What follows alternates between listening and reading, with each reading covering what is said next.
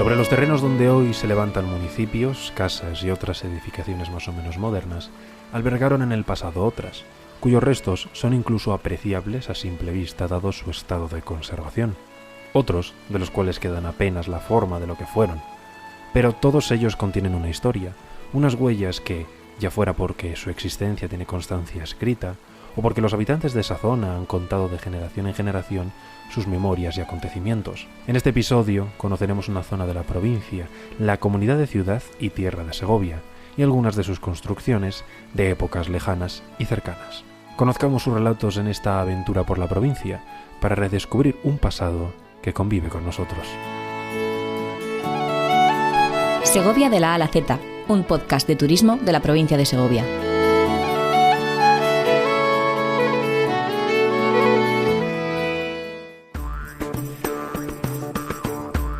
Episodio 4. Las ruinas monumentales de Segovia.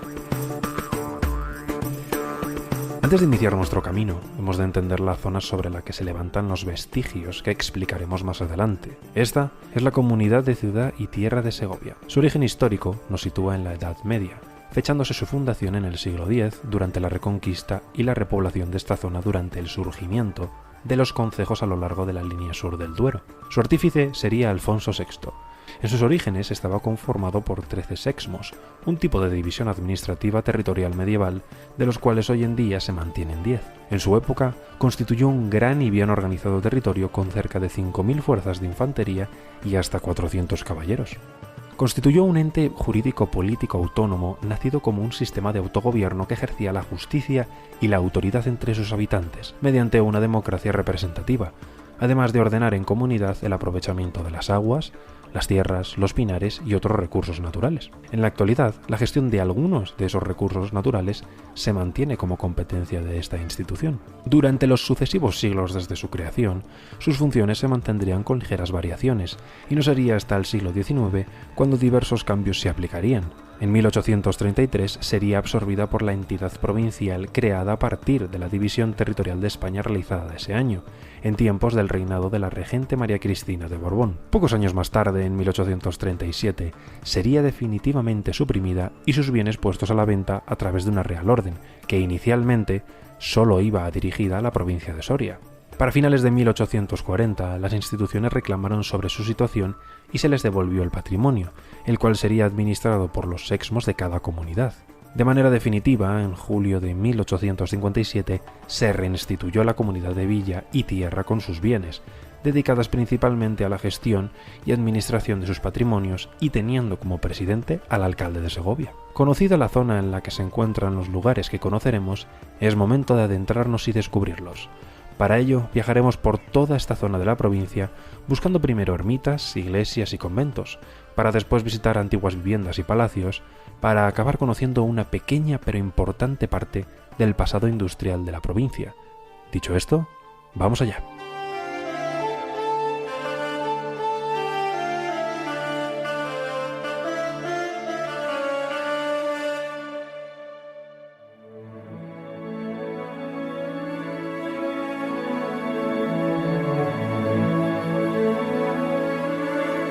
Nos hemos desplazado hasta las cercanías de la localidad de Carbonero el Mayor.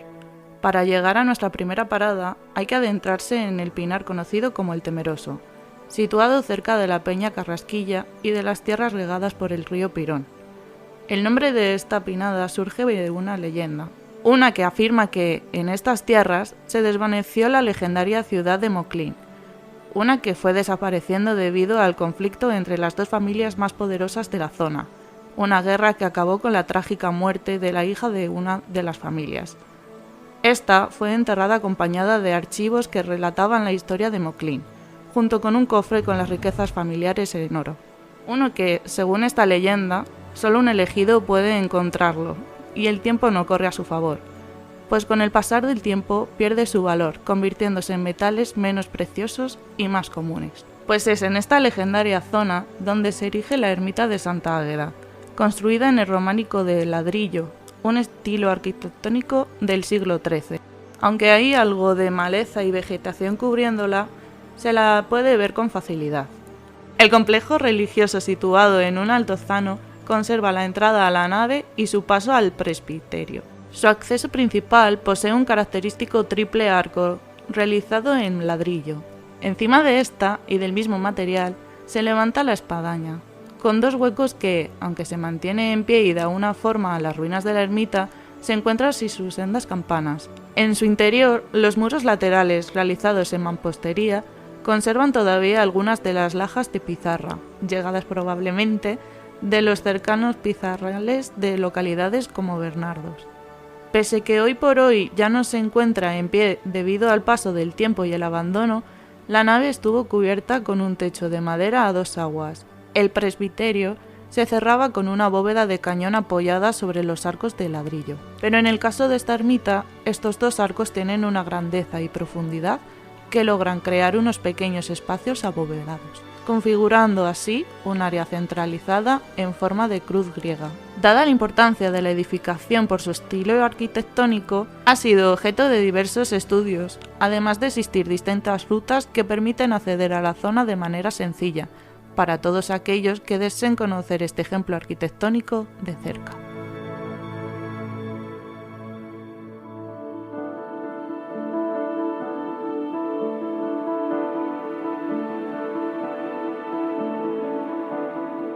Antes de abandonar Carbonero el Mayor, nos volvemos a desplazar tan solo 2,5 kilómetros fuera de la localidad. Las planicies de la zona y el hecho de que se encuentre en un altozano hacen que la iglesia de Nuestra Señora de la Asunción destaque sobre el paisaje segoviano, templo cuya imagen representa la portada del episodio de hoy. La historia de esta edificación religiosa está directamente ligada a Fuentes, un poblado datado del siglo XIII dedicado a la producción de cal y ladrillos principalmente, que a partir del siglo XIV se convertiría en un barrio de Carbonero. Su despoblación se debió principalmente a la emigración a partir del siglo XIX, para acabar de manera definitiva en los años 60 del siglo XX. A día de hoy aún son visibles los restos de algunas de las viviendas de las últimas familias que habitaron Fuentes. En el caso de su iglesia, su historia es especialmente interesante. Donde se emplaza la actual hubo una anterior, sin embargo esta fue destruida por un rayo en 1732, siendo levantada de nuevo en 1741. Se trata de un edificio de estilo barroco cortesano, de una sola nave con crucero y cabecera plana, construida en mampostería y una buena sillería en las uniones de los muros y los vanos, con el acceso principal en el muro norte.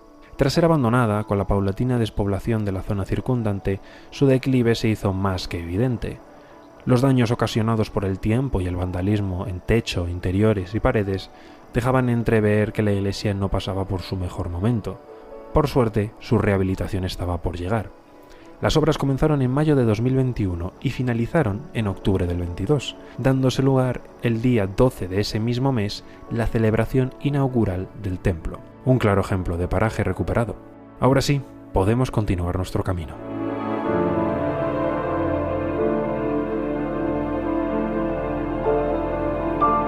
Rodeada de campo y grupos de arboladas, a las afueras de la localidad de Cabañas de Polendos se levanta una iglesia, símbolo de una población medieval de cuya historia solo queda esta edificación y algunos restos de casas.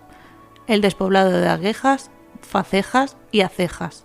De origen medieval, esta antigua población tuvo su fin a finales del siglo XIX, muy probablemente debido a la Primera Guerra Carlista, debido al continuo y molesto trasiego de tropas para sus habitantes por esa zona. Según el diccionario Madoz, una obra de 1845 que describe todas las poblaciones de España de la época, el poblado constaba de 5 casas, cuyos habitantes se dedicaban al cultivo de cereales, legumbres y de vid, siendo esta última producción de la única que se ha mantenido hasta la actualidad en la zona. Retomando la existencia de esta iglesia, esta destaca debido a su posición en un altozano. Construida alrededor de los siglos XI y XIII, consta de una sola planta, con un ábside curvo que mantiene en pie la fachada meridional. No han sido pocas iniciativas que han intentado mantener presente esta iglesia. Una de las más recientes, que llegó incluso a convertir la zona en un lugar de peregrinaje, fue la de Miguel Ángel Molinero. Su idea fue crear una imagen de culto, la del Cristo de Aguejas, la cual estaría suspendida por cables tensores en el aire en el hueco del muro del ábside, a más de 4 metros de altura del suelo. Sin embargo, poco tiempo después de su colocación, sufrió su vandalización y retirada de la edificación. Aunque la presencia de esta escultura ya no se encuentra allí, la iglesia sigue en pie, y para aquellos que deseen visitarla junto con la zona que la rodea, pueden recorrer la ruta de Arroyos de Polendos y San Medel, una que permite, además de conocer los encañonamientos del arroyo Polendos y el variado paisaje de esta ribera cercana al río Pirón.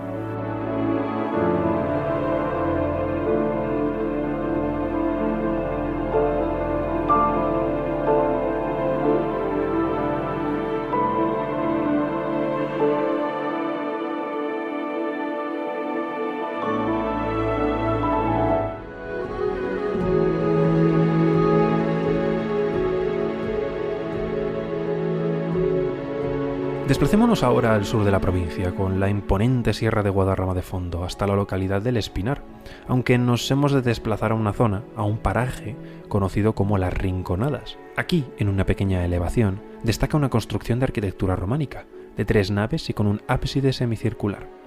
Su origen se cree que puede datar del siglo XIII, siendo en el pasado el conjunto la iglesia de una antigua y desaparecida aldea, llamada Santa María de la Losa, un emplazamiento que desapareció alrededor del 1297. Existen además registros de festividades celebradas en esta ermita, tales como la de Nuestra Señora de Agosto, siendo esta la más importante, la de Santiago Apóstol o la de Santa Lucía, entre otras. Se encuentran en un paraje algo alejado, además de tratarse el complejo de una propiedad privada, siendo utilizado principalmente como almacén de forraje para el ganado. Aunque el estado de conservación es especialmente notable, dada su antigüedad, su construcción con sillares de granito ha permitido que, pese a que la estructura principal esté ausente, aún mantenga los cimientos y especialmente el abovedado, que recibió hace años obras de consolidación y mejora para su conservación. Aunque su visita y observación solo puede realizarse en su exterior, su emplazamiento es digno de admirar, con la sierra a sus espaldas.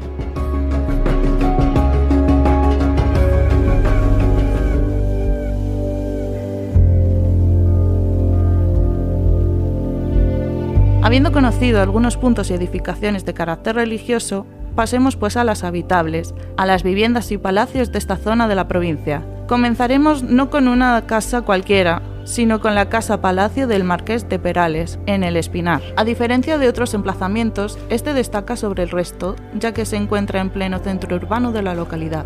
Aunque no se pueda acceder al recinto, desde la calle se puede apreciar elementos característicos como sus fachadas y el escudo nobiliar de la familia.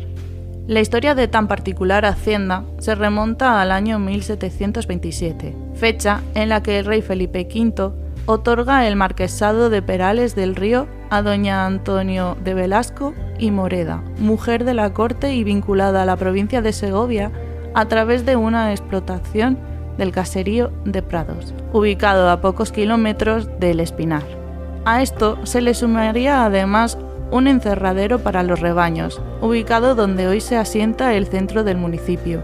Sería ahí donde un año después de este nombramiento se levantaría la casa-palacio y un rancho esquileo. La vivienda es de estilo barroco, es reconocible por sus portadas y balconadas de la puerta principal y la de Calatrava, estando sobre esta segunda el escudo nobiliario familiar comentado antes, el cual se encuentra reproducido también en el palacio edificado en Madrid en 1732, un año después de terminarse el del Espinar, siendo el de la capital hoy en día sede de la Filmoteca Nacional.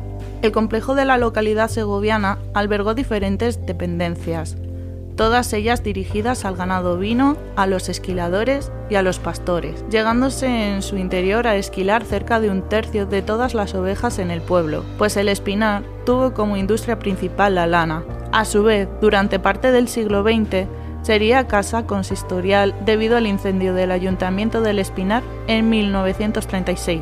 En la actualidad, el palacio y su finca se encuentran en desuso, pero sigue siendo un punto de visita y paso indispensable, no solo por su emplazamiento en pleno centro, sino también por el pasado ligado que tiene con la industria de la localidad del Espinar.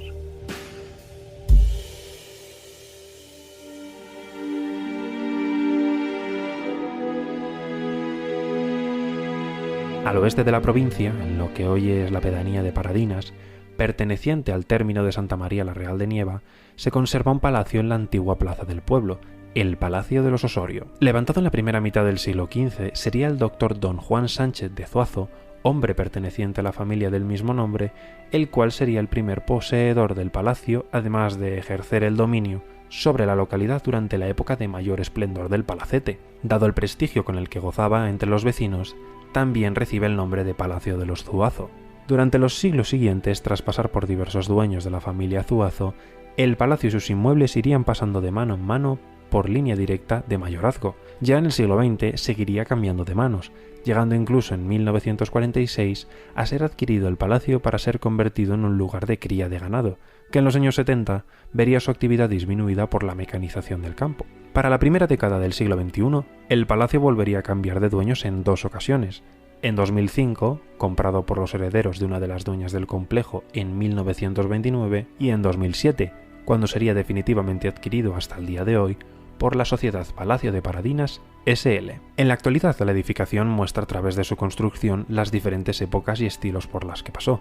Fue casa de recreo y descanso, aunque con una apariencia militar que se aprecia en los torreones o garitas reconstruidos en lo alto en el siglo XX. Inicialmente levantado en ladrillo y tapial el edificio, su patio interior de columnas contiene detalles renacentistas.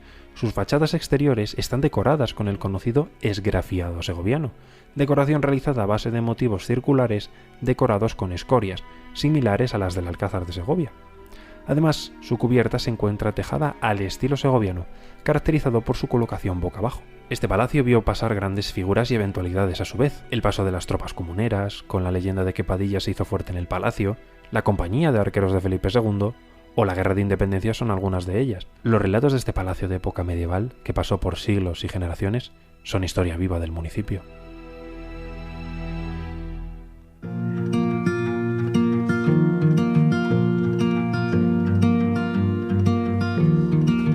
Nuestras últimas paradas nos detienen en el patrimonio industrial de la provincia, uno que, aunque no es un sector principal, ya que ese es el primario, con las explotaciones agrarias y ganaderas, sí tiene cierto recorrido en la zona que estamos tratando hoy. Por ello, trataremos primero las fábricas. En este caso, nos detendremos en 2, la de Achicoria la Maestra en Mozoncillo y la de Pasta de Papel en Palazuelos de Eresma. Empecemos por la de Achicoria. Para entender su origen, abierta en 1915 hasta su cierre definitivo entre los años 60 y 70, debemos conocer qué es la achicoria. Esta bebida es, en pocas palabras, un sucedáneo del café, hecho a partir de la infusión de la raíz tostada de la planta del mismo nombre. Su popularidad en Europa se sitúa a finales del siglo XVIII, continuada durante el siglo XIX y llegando paulatinamente a su final con el fin de la guerra civil y la posguerra, que daría algunos coletazos más de vida a esta bebida y a sus manufacturas. Su menor coste respecto al café y los periodos de crisis hicieron que la proliferación de este tipo de fábricas aumentara, como ejemplifica también la inaugurada en 1962 en Las Tras de Cuéllar, conocida como Sagrado Corazón de Jesús. La inaugurada en la primera década del siglo XX en Mozoncillo se reconocería como La Maestra. Lo que se conserva hoy en día de esta fábrica, que llegaría a procesar varios miles de kilos de achicoria diarios, es únicamente el secadero. Además, son visibles en pie todavía las chimeneas, algunas incluso con decoraciones curiosas. La otra manufactura se ubica a las afueras de Palazuelos de Eresma, enclavada en el valle por el que serpentea el río Eresma. Su fallida aventura industrial, que terminaría a finales del siglo XIX, tenía como elemento de producción principal la pasta de papel, obtenida empleando el pino de Balsaín como materia prima inicial. Sin embargo, los rendimientos iniciales no permitieron una viabilidad económica de esta empresa, lo que impidió desarrollar más allá la industria papelera en la zona. En la actualidad, la finca de propiedad privada donde se encuentran los edificios industriales originales, a los que se le sumó otro levantado en el siglo XX para una fallida producción de ginebra, mantiene su calificación de suelo industrial y es visible desde la propia carretera de acceso a la localidad de Palazuelos de Eresma, gracias a su imponente chimenea de ladrillo. Terminamos así este episodio, habiendo hecho un repaso sobre algunas de las edificaciones de diversas funcionalidades e historias que pueblan la provincia. Estas son tan solo algunas de las decenas de ruinas que se esconden, algunas a plena luz, otras ocultas entre edificaciones o la propia vegetación. Por ello siempre es una aventura descubrirlas, conocer sus historias y a las gentes que pasaron por sus tierras. Así que adelante, conoce el pasado y descubre las historias de las ruinas de las épocas pasadas de Segovia. Recuerda seguirnos en nuestro canal de YouTube, darle al like y activar la campana de notificaciones para estar al día de los nuevos episodios.